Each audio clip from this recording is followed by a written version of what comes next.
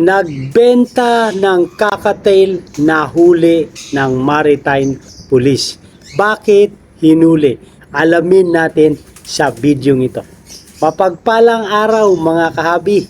Kung bagong viewers ka sa channel na ito at kung napadaan po kayo ay humingi ako ng favor. At kung nagustuhan niyo yung ganitong talakayan regarding po sa buhay mag-ibon, ay humingi ako ng maliit na pabor man lang na please subscribe my YouTube channel, Olen Avery at Ipapa. So nakakulungkot muli na isa na naman nating kahabi o isa nating kababayan na nahuli sa pagbebenta ng kakatil ng Maritime Police. So ulitin kong muli na marami sa ating mga kababayan na sinasabi legal na raw ang pagbebenta ng mga parakeet, lovebirds, kakatil na hindi na kailangan ng mga kaukulang mga dokumento sa pagbebenta ng ganitong species.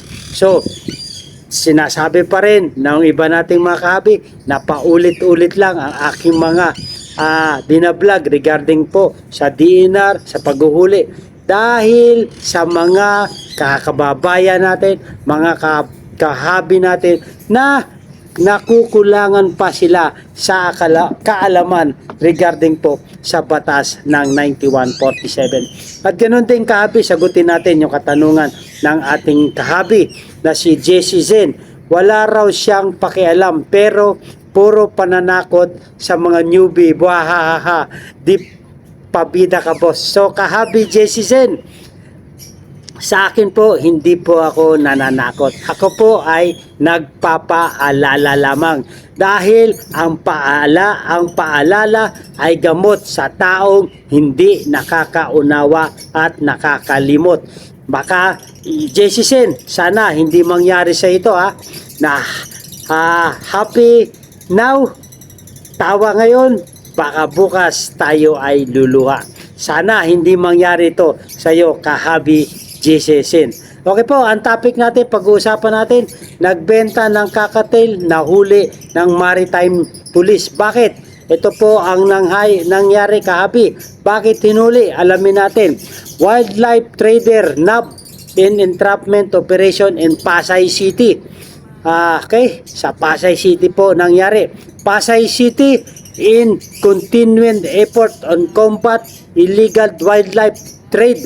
Personnel from Southern NCR Maritime Police Station MARPSA successfully apprehend an individual engaged in the unlawful trading of wildlife in an entrapment operation conducted on April 10, 2025. So bago lamang po, nung nakarang April 10. So sinasabi ng ating mga kahabi, yung mga video natin, yung mga nahuli, ay mga lumang video na. So ito kahabi, April 10 po ang nangyari dahil sa illegal trading na ipinagbabawal ng ating DENR.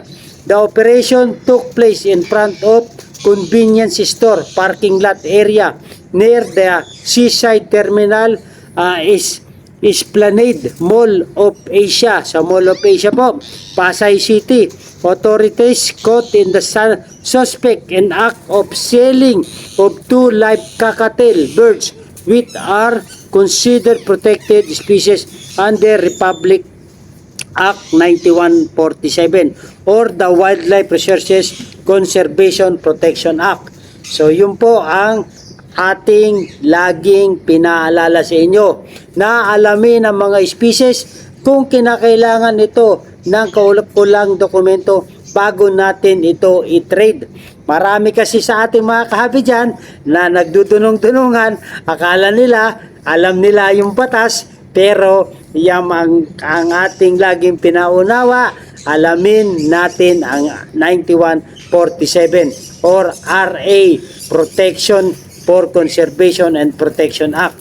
The suspect was taken into custody and rescued birds were secured for proper turnover to Department of Environment and Natural Resources DENR for assessment and rehabilitation. Charges for the illegal trading for the wildlife are under RA 9147 in relation to Section 6 of RA 10175 Cybercrime Prevention Act will be filed against the individual. So, salamat po kahabi natin na si Anton Tanheco sa pagbabahagi ng kaalaman patungkol dito. Siya po nag-share nito na nagkaroon po ng entrapment na naman ang ating MARPSA. So, congratulations po. So, talagang hindi natin ini-encourage ang mag-possess ng illegal trading. So marami tayong mga kahabi na laging bakit daw paulit-ulit ang ating talakayan regarding po sa pagbebenta at sa paghuhuli, dahil marami pa rin tayong mga kahabi na hindi nauunawaan ang ganitong sistema. So lagi natin nagpaalala, hindi po tayo nananakot. So ganun din po ang komento ng ating kahabi na si Anthony Hipona.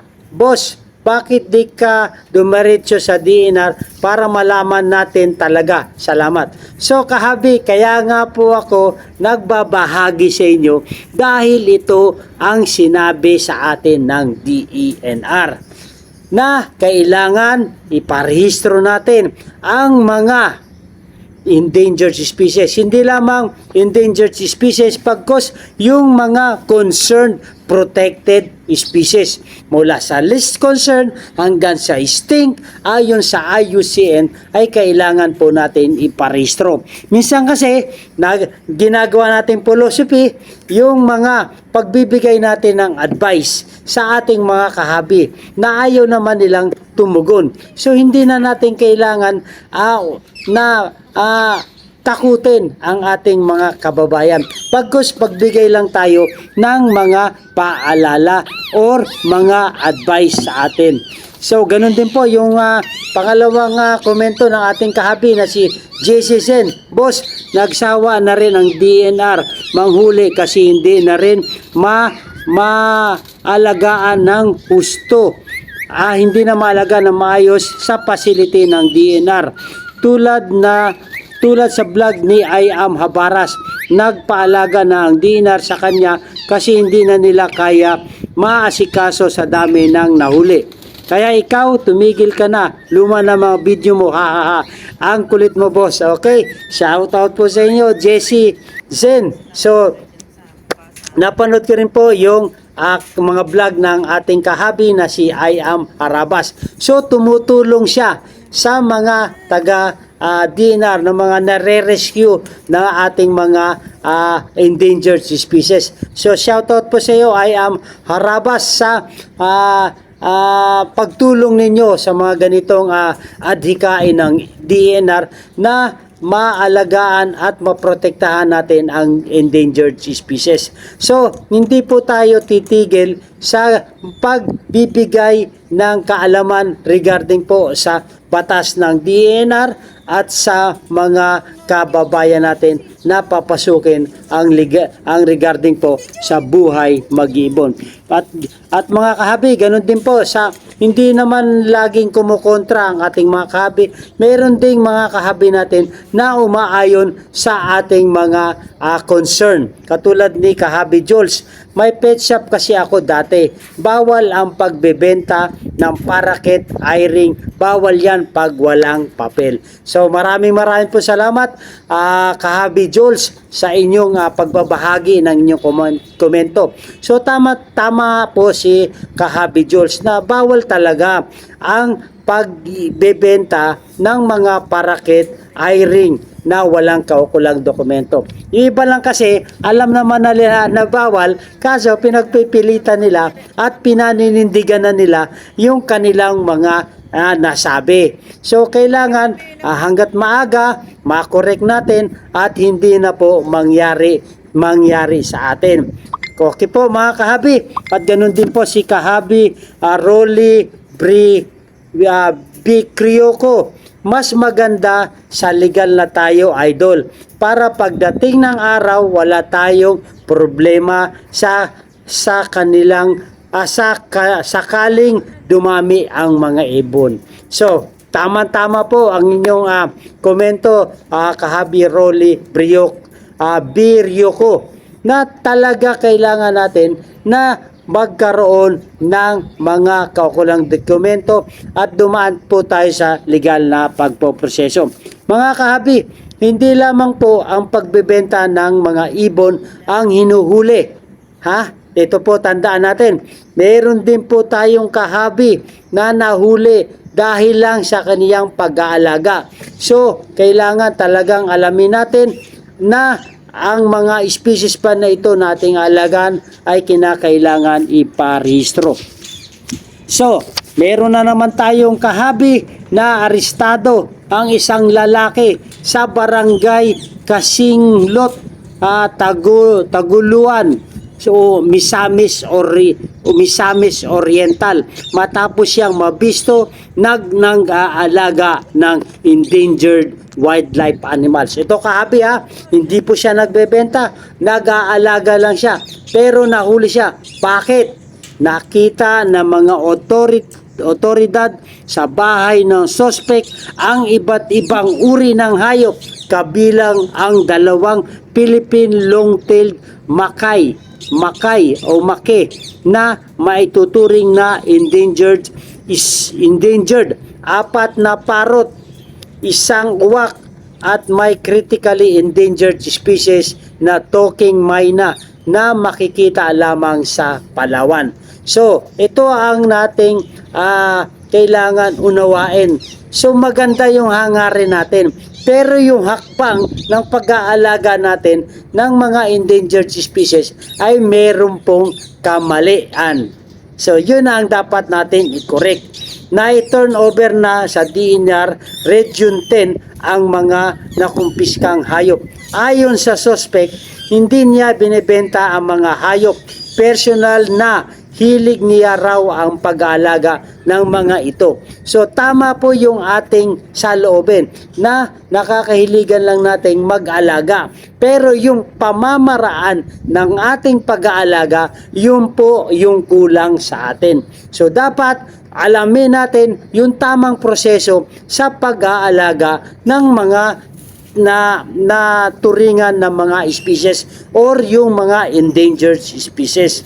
Posibleng maharap sa paglabag sa Republic Act 9147 o Wildlife Conservation and Protection Act ang suspect. So, kita mo na yan, tayo na yung nag-aalaga, tayo pa yung napeperwisyo dahil hindi natin nalalaman yung 9147 o yung Wildlife Conservation and Protection Act sa ating batas ng DNR. So yung Philippine long-tailed macaw, ang Makay, ay ito pala isang species ng monkey o your unggoy. Yung parrot po, para sa tingin ko, do sa picture nila ay parang sun conure. So ang sun conure po ay talagang endangered species. No, kinakailangan po natin talagang itong ipa-registered. Ito po ay nanggaling po sa South America, itong parrot. Yung uwak po ay sa Pilipinas. Ang ito po ay endangered na rin po. Yung talking myna ay local Philippine species po ito. Ito lang po ay makikita sa Palawan. So yun po mga kahabi, isang paalalang muli na sa pagbebenta ng mga species, lalo na ng kakatil, sinasabi ng mga kahabi natin na hindi na kinakailangan ng documents para sa pagbebenta ng kakatil. So ito po, isa na namang patunay na sincero ang DNR at ang Maritime sa mga policy. Kaya sa mga nagsasabi dyan ng mga kahabi natin na hindi pa nalalaman ang batas ng RA 9147, baka ngayon kayo tumatawa, baka pagdating ng araw ay tayo ay luluha. So hindi na po mangyari sa inyo ang nasapit ng ating mga kahabi. So hangga't maaga ay mag-process na po ng mga papers. So mga kahabi dyan na mga nagre-react sa atin sa pagtulong sa mga baguhan ay hindi po tayo nananakot. Tayo lamang po ay nagpapaalala Ang pagsunod, wala sa akin. Nasa sa inyo po. Kung sino ang paniniwalaan nyo, yung nagko-comment ng mali o yung nagbabahagi ng tama. Shoutout po sa inyo mga kahabi. So ganun din po sa mga patuloy na sumusuporta. At kung nagustuhan nyo itong kahabi, ang talakayan regarding po sa buhay mag-iibon, ay humingi ako ng favor. Please subscribe my YouTube channel, Olen Aviary at iba pa. Pakiclick na rin po yung notification bell para ma-update tayo sa mga bagong video na ating i-upload regarding po sa buhay mag-iibon. Shoutout po sa inyo mga kahabi, sa mga patuloy na sumusuporta, sa mga silent viewers, at shoutout po sa inyo Richard Monton, kahabi Aileen Bustamante, shoutout po kahabi Alberto Ramos, kahabi RCTV 143, shoutout po sa inyo. At last but not the least, Reo Mendoza, shoutout po sa inyo kahabi. Maganda ang buhay pag may alagang ibon sa ating bahay. Lalong-lalo na po kung alam natin ang panuntunan, rules and regulation ng DNR at lalong-lalo na po yung batas ng RA 9147. Pamakinig tayo sa hearsay pero wag natin susundin kung ito ay may kamalian. Maganda ang buhay pag merong kaalaman sa pag-aalaga ng ibon. Mabuhay and God bless. Thank you for watching.